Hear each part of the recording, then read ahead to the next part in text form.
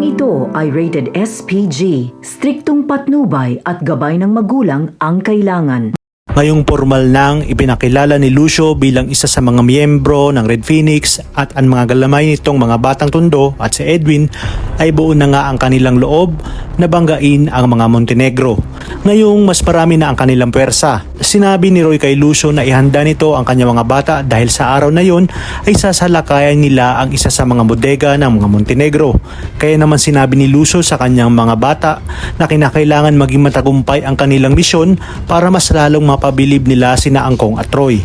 Bago nga ito ay nag-celebrate sila sa kanilang tagumpay dahil ito na umano ang simula ng kanilang pagyaman at sa tulong ng Red Phoenix ay sila na ang bagong maghahari at katatakutan sa Quiapo.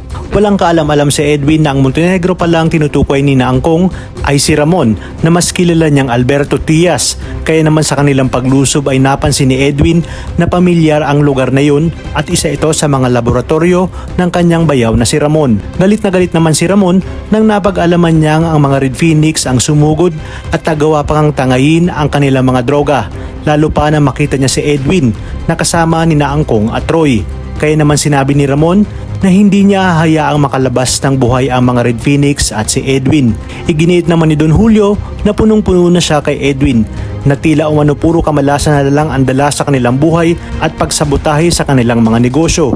Kung kaya't sinabi niya kay Ramon na ipatawag si Bulit at David. Napatunayan niya umanong magaling sa pakikipaglaban si David at masasanay pa ito sa mga gitong klaseng sitwasyon. Agad namang tinawagan ni Ramon si David at pinapunta sa bagong bukas silang laboratorio.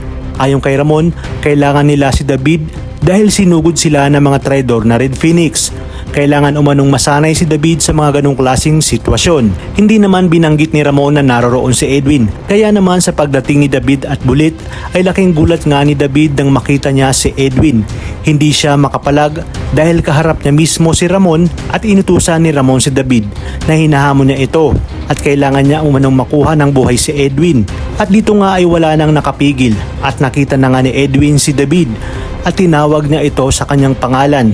Tinanong niya kung anong ginagawa doon ni David at bakit kasama nito si Ramon. Na siya namang ikinagulat ni Ramon at bumalik sa kanya ang mga pangalang binanggit ni Severino bago ito bawian ng buhay. Sinabi ni Ramon kay Edwin na bakit ito tinawag na David ang kanyang anak na si Tanggol.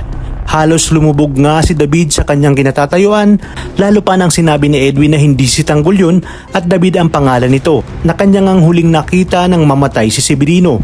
Kung kaya't natulukan na ang malaking katanungan sa isipan ni Ramon. Napagtanto niya na nagpapanggap lang itong si David. Hindi niya na nga ito pinakawalan at dito niya pinaamin kung tinatarantado ba siya nito at kung kasabwat daw ba nito ang kanyang hilaw na kapatid na si Olga.